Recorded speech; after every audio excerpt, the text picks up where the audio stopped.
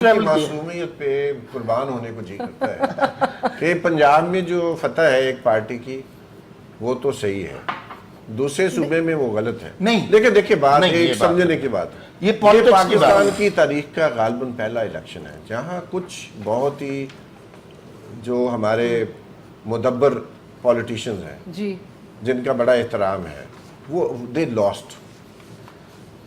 फजल और रहमान साहब दोनों सीटों से हार गए, अचक So जई वो साहब चले आया गए, सिराज साहब 4.6 हार मिलियन गए। रिलीजियस पार्टीज को नहीं, ओवरऑल। उसको छोड़ें, मैं लीडरशिप की बात कर, तो ये आसान नहीं होता। मतलब अगर लेबर पार्टी का लीडर हार जाए तो वो रिजाइन कर देगा।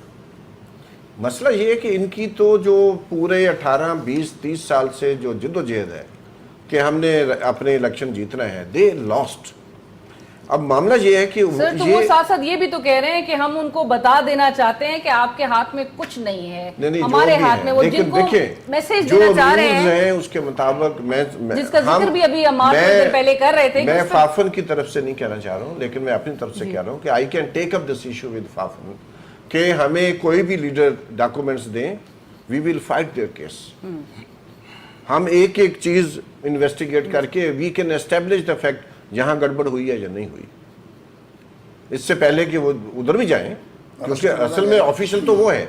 लेकिन अगर उन समितियां मानी है, हम हमारे पास एक्सपर्ट्स हैं, we will go to the area और एक एक चीज उनकी ढूंढेंगे, तलाश करेंगे, फार्म 42, फार्म 45, बाकी चीजें और एस्टेब्लिश करेंगे। क्योंकि अगर हम एक मैच्योर नेशन है तो हमें ये इल्जामात को सच या गलत साबित करना पड़ेगा ताकि हम आगे बढ़ सके।